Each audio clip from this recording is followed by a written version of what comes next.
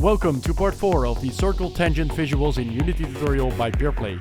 Using the Circle Tangent system, we're going to create the audio visualization you see here. This tutorial part requires you to have the audio peer script. You can create this following my series on audio visualization. If you find the contents of my tutorials helpful, consider supporting me at Patreon. In doing so, you enable me to create these for my peers and you get access to the tutorial source files and exclusive content. We'll start where we left off in the previous part, where we have a working tangent circle system that we can control with an Xbox controller. We can change the size of the inner circle and change the position of it. I have only added the audio peer to the project so that we can visualize the incoming audio frequencies. From this point on, I will show you how to create a couple of cool behaviors to the circle tangent system so that it reacts to audio and create a stunning visualization. The only script we're going to work in is the tangent circles, so let's open up the tangent circle script. As we're going to add audio visuals to this script, there are already a lot of variables in the script, so we need to clean this up so that later on we don't get confused by all the different variables. So the way I'm going to do this is by setting a header at first. So I'm calling this header setup. Now this header will be shown in the inspector, but you need to be sure that the first variable after the header is a public variable. So we've got the public game object here. That's cool. Now we have a public vector4 for the inner circle and outer circle, but we don't really need to set the x, y, and z component of these vector4s. So instead of this, I would like to make this a private. So we're going to make this private, and we'll add 2 floats for the z value because it's just for the radius. So we can set the radius of each of the circles at start. So we'll create a public float and we'll call this the inner circle radius and the outer circle radius. And now in the start function, we'll just assign these values to the z component of the vector4s. So let's go to the start. We can remove these, by the way. And we'll say that the inner circle is a new vector4 of 0, 0, 0, and its fourth value will be the inner circle radius. And same thing for the outer circle. Outer circle is a new vector4 0, 0, 0, and get the outer circle radius. Now let's scroll back to the top. Now here we have 2 more private variables. We don't see them in the inspector, and we've got a public integer for the circle amount with a range attribute. So these are all about the setup. Now let's create a header for the input. So I'm going to change this into header input. Now this won't work because the first variable is a private and not a public. So I'm going to rearrange this to set this public to become first. So we'll move the distance outer tangent above this one. Let's actually put all the publics in one row. So we'll get the movement smooth, put that here, and we have the radius change speed. Now as we're going to create audio visuals based on the script, we'll create a header and we'll call this the audio visuals. And we already know that we need one variable for sure, and that is the audio peer. So we're going to say public audio peer is going to be audio peer, so that we can select the audio peer script in the inspector. Oh, and this range attribute got out of place because this should be above the public float of radius change speed. Now let's save that script and go back to Unity to view how this looks in the inspector. As you can see, this already looks a lot more organized. We now have the inner circle radius. We'll set that to 2, for example, to 10 for the outer circle. We can say how many circles we want to spawn in a setup. And now here are 3 variables for the input behavior, and for the audio visuals we can select the audio peer and drag and drop that here. Now let's create some audio visuals. The thing we're going to do is when I start the scene, we've got 64 different spheres because I've set this amount to 64. We want the emissive amount on each of the materials of the spheres to set to a different amount based on the frequencies of audio. And in the audio peer, we can select the 64 frequency bands and we'll apply them to each of these spheres. So for that, we need to create a new material. So we're going to create a material and we'll just use the standard shader. We can then specify in the script to use this material to apply to each of these spheres. We'll apply a color scheme to the spheres based on a gradient. If you have followed previous audio tutorials of me, you will already know how to do this. So let's go to the tangent circle script. We're going to add a few more variables to the header of the audio visuals. So let's create a public material. That will be the material base that we can select.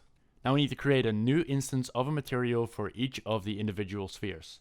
And for that we'll create a private material array. And we'll call this a material. And the next thing we need is a gradient. So we'll say a public gradient, and we'll call this gradient. Now we'll also create a variable to specify how much emission we want to have, so a multiplier on the emission amount. So we'll create a public float, and we'll call this the emission multiplier.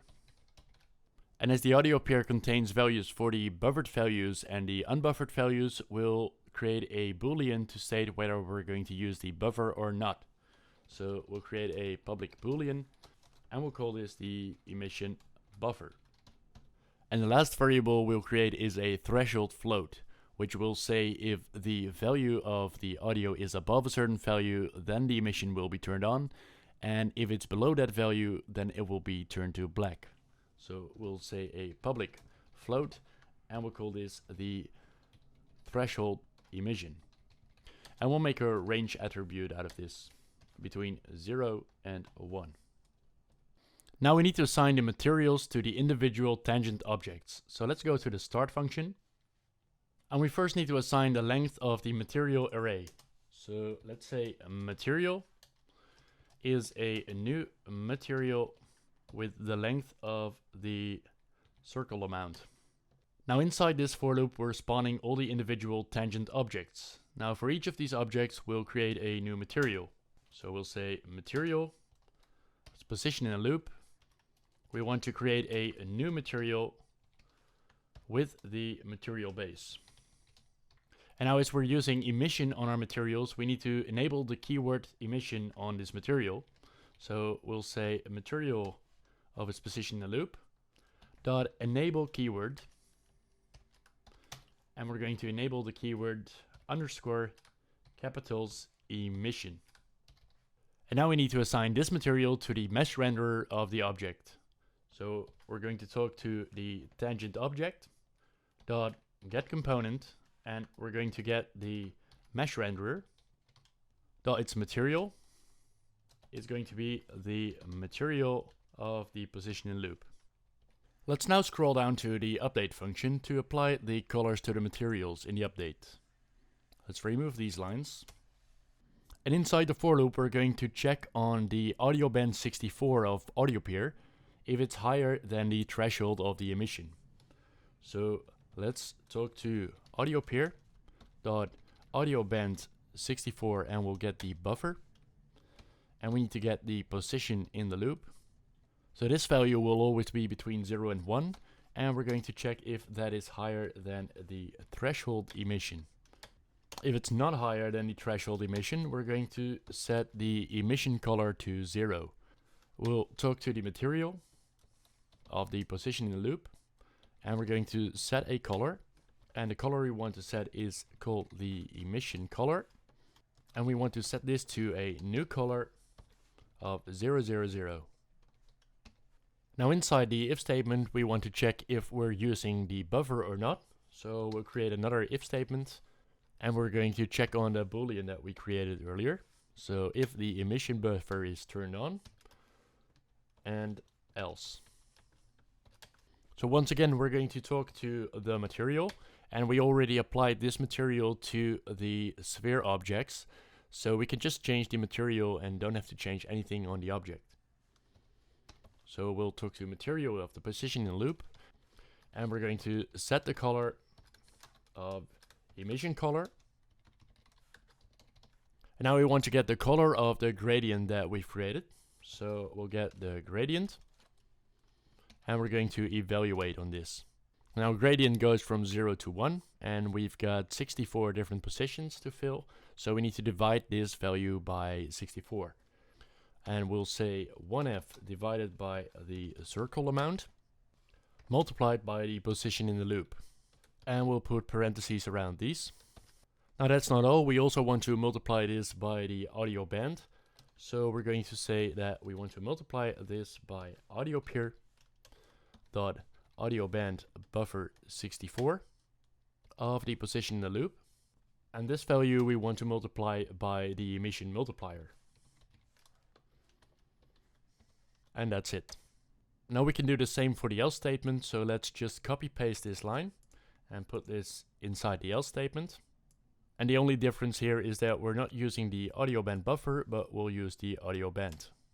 Now one more thing, I want to be sure that the diffuse color of the material is set to black, and so that the emission colors only go up and down into a color.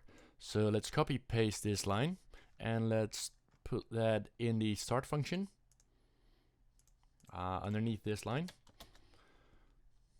And we're going to set the color, instead of the emission color, remove the emission, and we just want to set color underscore color to a new color of black. So now we know that at the start the diffuse color or the albedo of this material is going to be set to black. Now let's save the script and go back to Unity. Now back in Unity we need to specify the material base. So let's go to the folder materials and we'll select the standard emission. Now the next thing we can do is select a gradient for which colors we want to use. I've already created some different gradients here, so let me take this one for example. You can make anything you want. The only limitation is that you can only set a total of 8 different markers here on the gradient. Now the emission multiplier must be set to something higher than 0, so I'll set it to 1. Now let me use the buffer for now, and we'll leave this at 0. Now let's start up the scene to see if it's working on audio. As you can see, all the individual spheres are now getting more and less emission based on the frequencies. So I can increase the emission here, set the threshold higher, so only the ones with a high value in the frequencies are going to be lit up. Remove the emission buffer. And we can also just change this to a different color and see it in real time, the difference of the colors. Now there are 2 more different behaviors I'd like to create for this audiovisual. One is to set the scale of the y-axis for all of the different objects to the audio, and also to create a rotation of the objects around its center. So let's first create the rotation. So let's go to the tangent circles again. Let's scroll to our variables and we're going to add another variable. And we'll start with a private float. And we'll call this the rotate tangent objects. And we want to increase and decrease this rotate tangent objects float based on a certain speed. So let's create a public float and we'll call this the rotate speed. And the last thing I want to add is to add a boolean to set whether we want to use the buffer or not. So we'll create a public boolean and we'll call this the rotate buffer. Now let's scroll down to the update. And underneath the player input, we're going to increase and decrease the rotate tangent objects based on the amplitude or amplitude buffer, which is the total amplitude of audio that's incoming. So we'll say an if statement, and we'll say if we have ticked on the rotate buffer, and then else. So if we're using the buffer, we're going to set the rotate tangent objects float plus is by the rotate speed multiplied by time dot delta time, and we want to multiply this by the audio peer dot the amplitude buffer. Now let's copy this line, paste it in the else statement, and change the amplitude buffer to amplitude. Now we can use the rotate tangent objects into our equation to finding the tangent circle, and here we get the degree rotation, so we're just going to do a plus with the rotate tangent objects. And as the same number is applied to all the individual tangent objects, that will make them spin around. So let's save this, go back to Unity. Now if I play the scene, you can see that we can rotate the entire thing on a amplitude. So So if I increase this number, you can see that it's starting to rotate. And we can rotate it on the buffer as well. And if I make this a minus value, it will rotate into the other direction. Now for the last audiovisual behavior, we'll scale the individual tangent objects into their y-axis. So let's open up the tangent circles again. Let's scroll to the variables again. And we're going to add a public boolean. And this boolean will say whether we want to scale this in its y-axis on audio. We'll also create a boolean whether we want to scale this on the buffer. And we'll create a public float, which we'll call the scale threshold. Now let's make a range out of this. So we'll say range between 0 and 1. Now we also need a float to set what the start scale should be of the objects in its y-axis. So we'll create a public float and we'll call this the scale start. And finally we'll create a public vector to set the scale min and max. Now let's scroll down to the update. Now above the line where we are setting the transform.local scale, we're going to set our if statement. And we're going to check if we want to scale its y on the audio. Is that is set to true? We want to scale it on audio. And else we're going to execute this line. Now inside the if statement, we'll check if the current audio band is higher than the threshold. So we'll say if audio peer dot audio band buffer 64 is higher than the threshold of the scale. If that is not true, so an else statement, then we're going to copy paste this line. Let's paste that here. And instead of for its y, we're going to use the scale start. Now inside this if statement, we'll do another if statement and we'll check if we are using the buffer. So we'll get the scale buffer. Now let's copy the line from this else statement and paste it here. And now what we'll do is we'll add to the scale start. So we'll do a plus with a mathf.lerp. And we'll lerp between the scale min max dot x and the scale min max dot y, and we want to lerp by the audio peer dot audio band buffer. So we'll get here the audio peer dot audio band buffer 64 of its position in the loop. Close that one off. Now we can copy this line and paste it in the else statement and change the band buffer to a band. I made a little mistake, so let's go to there. In the if statement, I forgot to add the position in the loop. So with that in place, let's save the script again and go back to Unity. Now let's play the scene and see how it works with the scale on audio. So if I tick on the scale on audio, you can see that it's all set to 0. So we need to set a start scale. So let's set this to 1. And then we can set a minimum and maximum scale. So let's set the maximum scale to 4 or even 5. And you can see that all these individual parts are scaling up. We can set on the buffer.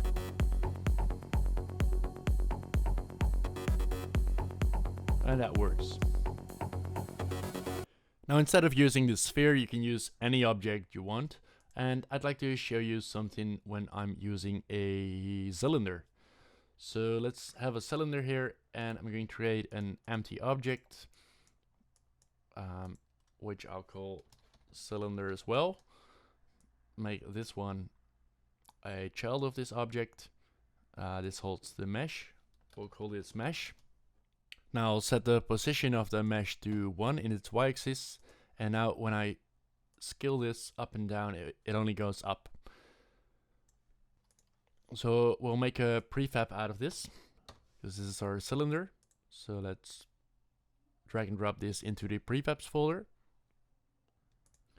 Now if I want to use this cylinder in the tangent circles, we can of course select it here and use the cylinder, but this will give an error because the first object here does not have a mesh object, and here it does have a mesh renderer.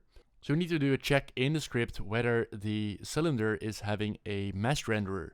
And if it's not having a mesh renderer, then we're going to look at the child object. So let's go into the tangent circles and scroll to the top to the start. Now here, when we're applying the material to the mesh renderer, we're going to set an if statement in front of this, and we're going to check if the tangent object of its position in the loop dot get component mesh renderer. So if it has a component of a mesh renderer, it will apply the material. But if it doesn't have a mesh renderer, we want to get the child of this object. So let's copy paste this line, and we're going to get the transform.getChild, and we want to get the first child. So this will solve that little issue. Now let's save this script, go back to Unity. Let's remove the cylinder and start a scene. Now let's place the camera in a bit better position, so you can see everything.